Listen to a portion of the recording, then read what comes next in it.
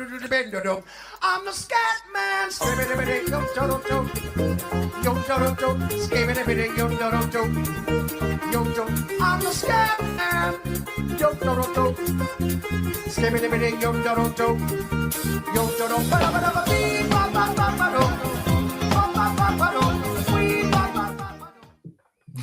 Oh, happy Wednesday, you taint tickler. Apparently, I'm just staring into the moon and I see Jingles. Oh, stop. Staring right back at me. No, not last night. Nashville. Oh, Nashville. They didn't do anything either. I hate that. Like, the play was there. 3 goals. Yeah, that was a tough one. Happy But Wednesday. One of the worst lines ever put out there. Nashville minus 180. What? Yeah, I don't know. Hopefully. That was free money on Calgary last night in case. Keep an eye on that line going forward because that's the worst team in hockey right now, which is interesting. 8 in a row. That's crazy. Buffalo's riding. Buffalo's 7 in a row. Not too far behind. So I wonder tonight's game, Buffalo Rangers, if it's like this game, as much as it may seem like just a normal Wednesday night game, there is so much that can happen with the fallout of this game, right? Yeah. Both teams might fight, like both coaches might get fired. I mean, like, I know Buffalo just hired Lindy Ruff this year. He's supposed to be the guy that helps bring them back to the promised land. But man, Buffalo has lost, I believe it's 7 in a row, but 6 in a row at home. 6 in a row at home. And the last 2 games at home, they've had double-digit third period leads. Double-digit multi-goal. Wow. Multi-goal. Yes, leads. Double digits. Imagine dropping. Right. Not double digits, multi-goal leads. And I'm like, how much worse can it get for Buffalo if they lose tonight? I think more if the Rangers lose tonight, because you look at their last 2 losses. Seattle 7-5. Up Chicago 3-1. Wow. They lose 2-1. Only a Will Cooley shorthanded goal in that game, too. Yeah. Is there a way we can give both teams 2 points tonight so they can leave happy? Or 0. So everybody can get fired. Like it's a bad slate today. Happy to see everybody there in the chat. Good morning, Big Mike, AV, Grade, Brian, DGen. Thank you. Yes, I hate that Zucker's moved off that top line with Thompson. There was actually a pretty good correlation with those guys. Now it's just Tuck. He's overpriced. Big Mike talking about some taints on Wednesday. Don't know how that's rolling over on the early show here. Also, pumpers, pump up those likes as always. Let's dig in and pump it up. Let's go. Rangers, Buffalo. We'll get right to it. We're going to go Owen Power for an assist at plus 150 right out of the gate. Okay.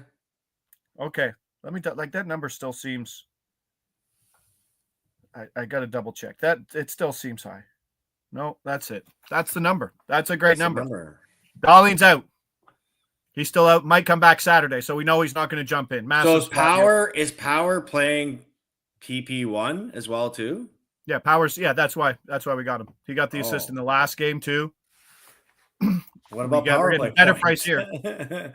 But like power play point on him.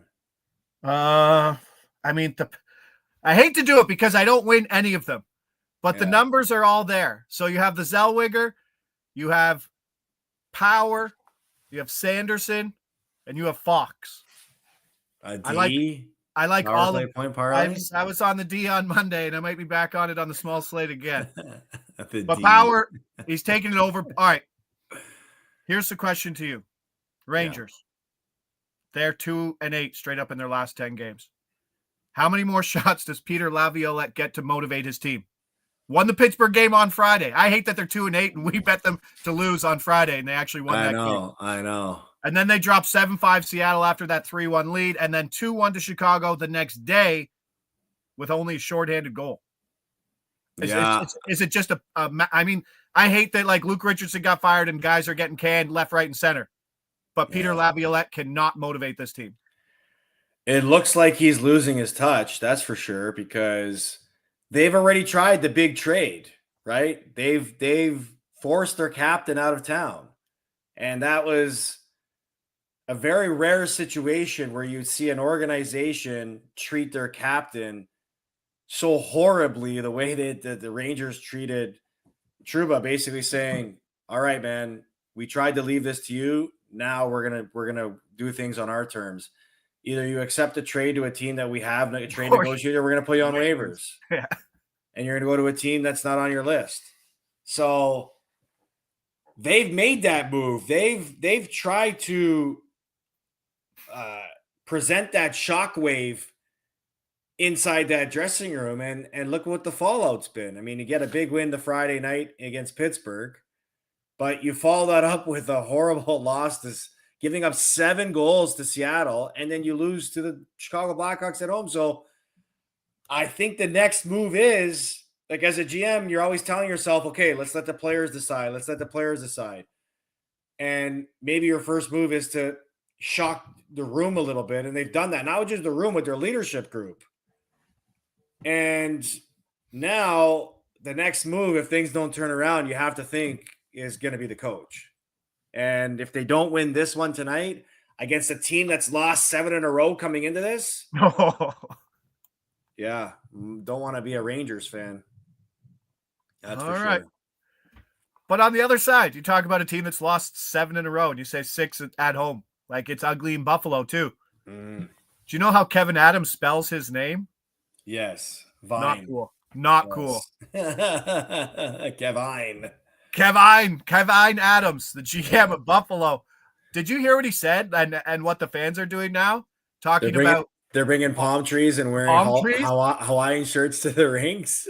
Yeah, and he's saying, like, don't do it. Like, it's you're seeing the turn for a fan base that hasn't been to the playoffs in 13 years, fighting against the upper management of the Sabres. How ugly could it get here? Look, I've played in Buffalo. I have a true appreciation as to how diehard those fans are, and I feel for them. I absolutely do, because it's kind of embarrassing as a fan base to, show you care so much and continue to see the same thing every year with no, optimal change. Like this management group led by Kevin Adams, they've locked in players that they consider their core for 8 years. Who's locked in for 8 years? Well, Cousins got a long-term deal. Thompson got a long-term deal. Darlene, Power, all these guys have gotten long-term deals for accomplishing nothing. So now, if you want to make a change to a group that doesn't know how to win, because none of them have experienced winning in their time there, how do you make factual change? And so for the GM to come out in a press conference and basically take a shot at a passionate fan base by saying, well, we don't have palm trees here. We're not a destination. That's an indictment of your fan base, and they don't want to hear that. No. At the end of the day, it's not their job to provide that type of, living when it comes to palm trees and when it comes to destination. It's your job as an organization to put the right players in place so you attract players to come be a destination. Okay, what's bad about Buffalo? It snows there? What, there's no other cities in northeastern U.S. that snow? But New York doesn't get snow. Philly doesn't get snow. Why? But they don't have a hard time attracting people. You know why people don't go to Buffalo? Because nobody wants to go there and lose. Winning changes everything. And they've had a hard time doing that. As you're talking, I'm looking at bets. I'm like, the Rangers give up a ton of shots. They're terrible at 5-on-5. And producer Mick, throw this one up. We'll double up on power. We're going straight power. Over 3+ shots for the defenseman. Plus 205. What? Yeah, plus 205 for a guy. The power play point, Andre Sanchez, 475. Plus 475. Yeah. Okay. Those don't go well for me. It's a great play. It's a great number. I struggle to get those ones home. But in the last 2 games, power, 4 shots, 2 shots. 3 games ago, he played 29 minutes versus Winnipeg. Well, look, if you're a guy like Power that's been playing second fiddle to Dahlin for all the offensive situations, you're salivating at this opportunity because you're like, man, I'm getting these offensive opportunities I've been like dying to get because I know I'm capable of playing it. Well, this is my time to show I can play it. And then you plant the seed at least. Yeah. If Dahlin starts to struggle a little bit, right? So huge opportunity for Dahlin. And hopefully he can take advantage of it the same way we are. Yeah. But for people who don't know hockey, like Owen Power's a first overall pick. Like that kind of gets lost in the talent in which that he has. And he's not really been able to crack that PP1, that number 1 defenseman role because of Rasmus Dahlin. And he deserves it. Let's go. Betting at Sports Interaction. Make sure we get that in. I don't think I got it off the top. I think right off the top I was talking about Mike's taint. So apologies. Welcome to NHL Puck Prop Presented by Sports Interaction. That's where we are.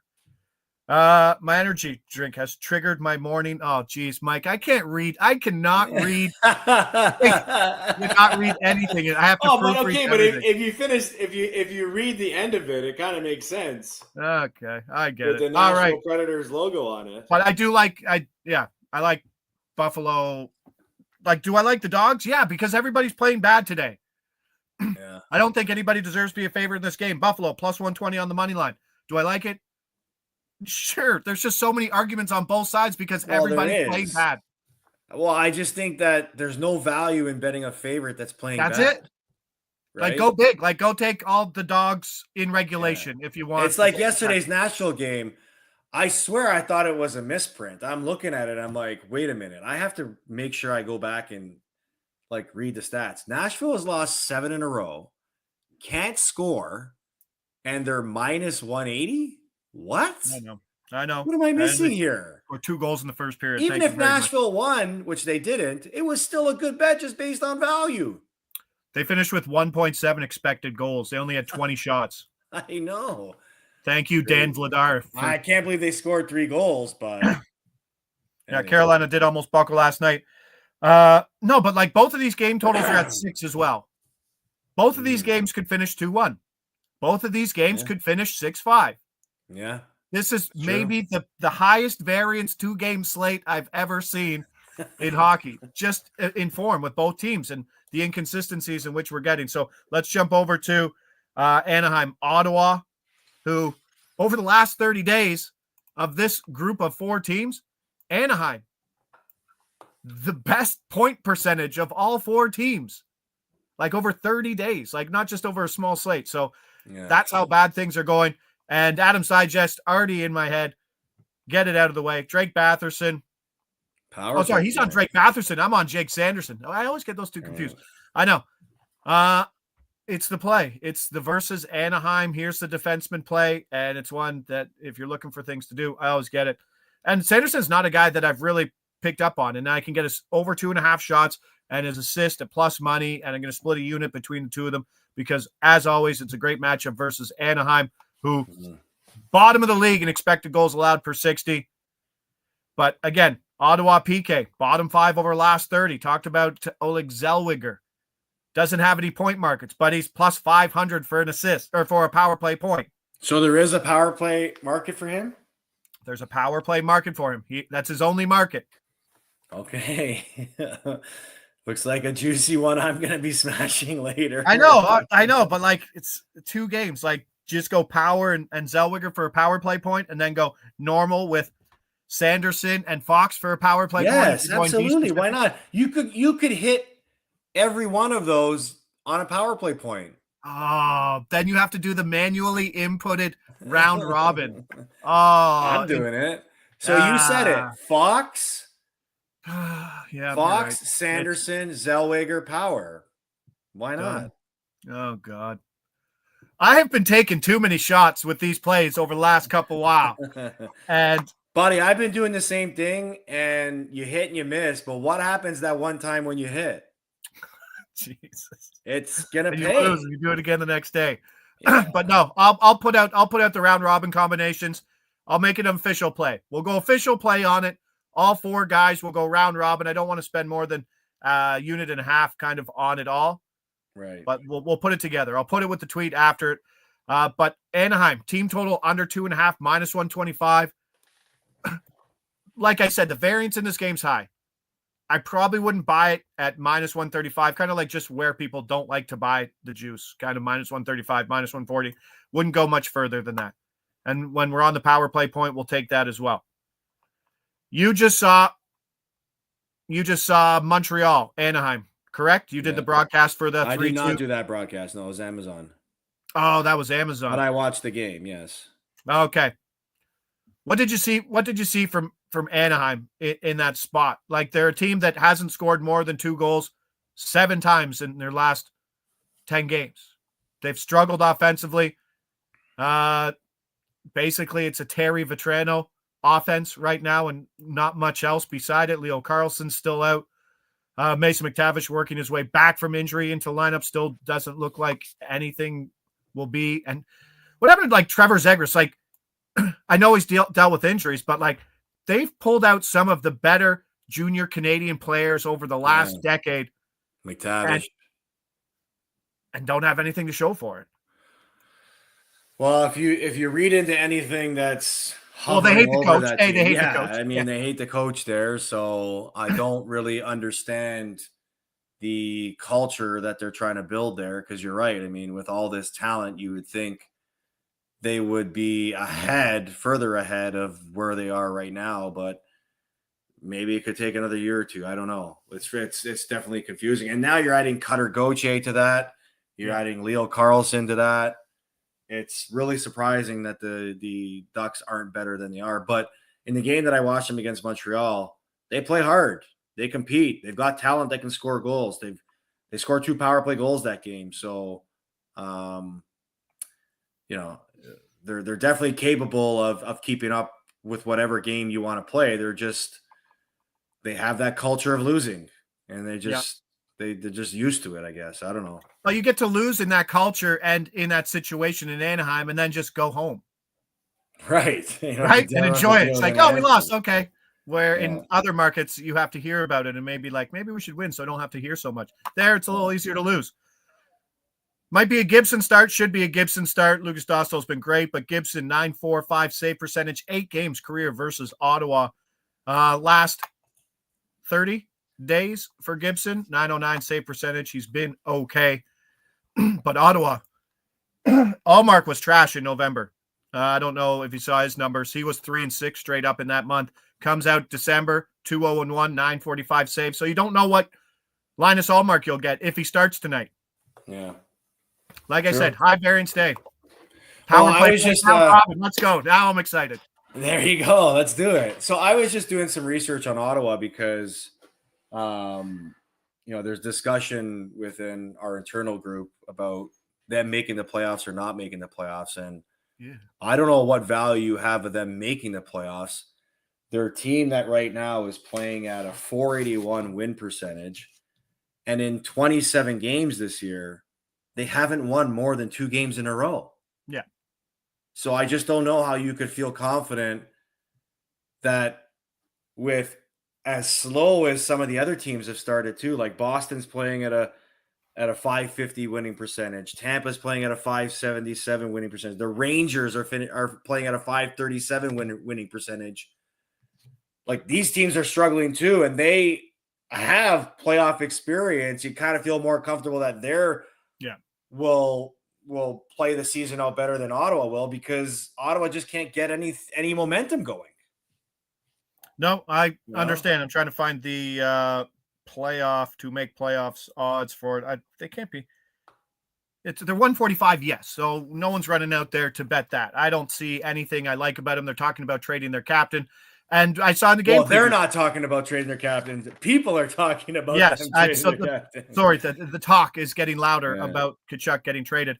But one thing I did notice within the media rounds and people talking within the organization and some quotes coming out is the players saying the same thing. There's still a lot of there's still a lot of hockey left. Well, I know, but like, that's when you're saying that, you're already in trouble. Well, I know, because you've started too far behind, right? Yeah. And It's not easy in a league that offers 3 points up every night because you can get the loser point. It's tough to make up ground when you fall so far behind. Now, look, Edmonton has done it again, right? They're the betting favorite for the Stanley Cup. Well, because again, they started off really slow, but now you look at the division and they're 4 points out of the lead in the division again behind Vegas. And Skinner's playing a lot better. Hyman's scoring goals now. Their power play starting to connect.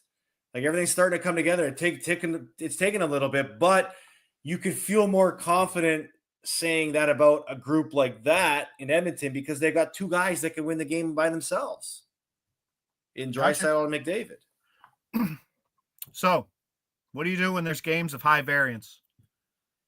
You go for big plus money stuff. That's my model. Like the outcomes could be crazy. I wouldn't be out here stacking lines because everybody's coming off a loss and the lines could change within the game, which is always the worst because getting more goals obviously is needed. But anything could get mixed up. The lines could be in a blender. Staying away from that. But the thing that's concrete are the 4 defensemen running the power play going into this game. We're going to target specifically 2 of them in the market here. And then I think we're going to go on that round robin. Going to have to manually input it, but you're going to go round robin 2s, 3s, and the 4 for the 4 power play defensemen. That's what we got today. Wednesday. Love it. Me too. In the books. NHL Puck Props presented by Sports Interaction. Thanks to everybody there in the chat hanging on. I don't know. Anything can happen tonight. Double under, double over, double dogs, blowout on either side. It's a tough one when you got 4 losing teams. So things could be rolling in New York or Buffalo, depending on the outcome of that game. Yeah, we'll see how it goes. Let's leave it at that. I'm Josh Ingles. He's Carlo Colaiacovo. This is NHL Puck Props presented by Sports Interaction. See you back here tomorrow, 10 o'clock. Ciao.